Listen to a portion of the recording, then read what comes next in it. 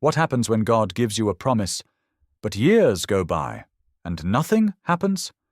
What do you do when your prayers are sincere, your faith is strong, but your womb is empty, and your hope is growing weak?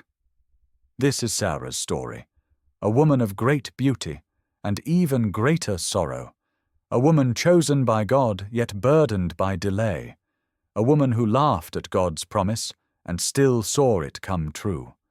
Today we sit with Sarah to listen, to feel, to learn that sometimes waiting isn't a punishment, it's preparation. In Genesis 12, God speaks to Abram. "Go from your country, your people, and your father's household to the land I will show you. I will make you into a great nation."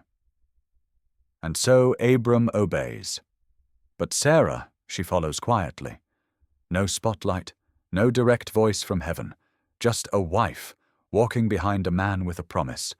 She leaves behind everything familiar, and for years all she gets is dust and delay. Now Sarai was childless because she was not able to conceive.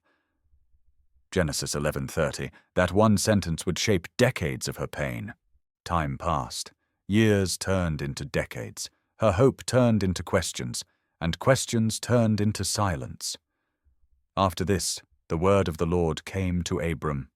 In Genesis 15:1, "Do not be afraid. I am your shield, your very great reward."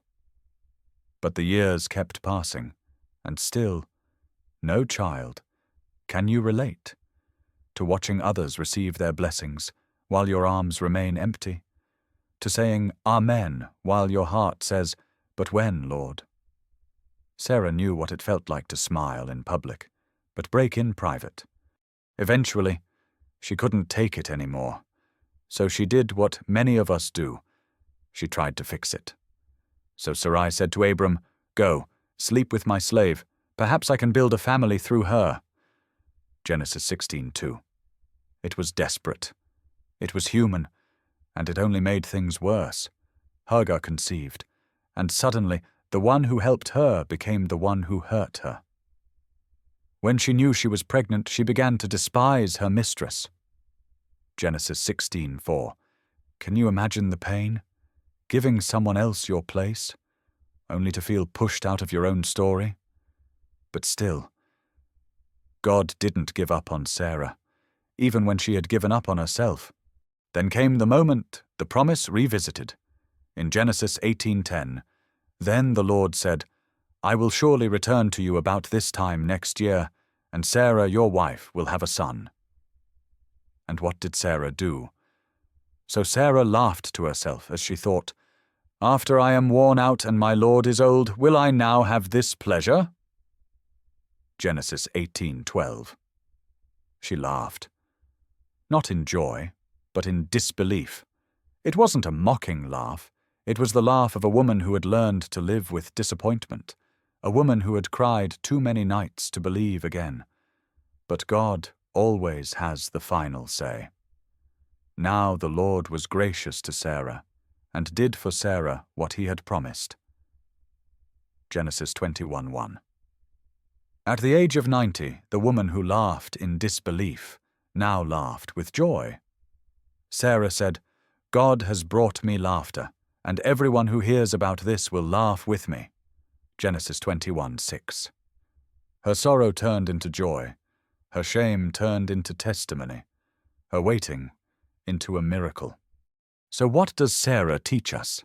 That delay is not denial. That God still shows up, even when we've stopped expecting him. That even our messy choices can't cancel God's mercy. That it's okay to question, to feel, even to laugh, as long as we stay close enough to still hear him. Sarah's story reminds you today, God's promises don't expire with time, and just because you're waiting doesn't mean he's forgotten. Lord, for every woman waiting, for healing, for love, for purpose, for children, for peace, remind her that you are still faithful. You are not late. You are just preparing. Let her not grow weary in the waiting. Let her hold on, even with trembling hands, because you are the God who brings laughter to the places we only knew tears. Amen.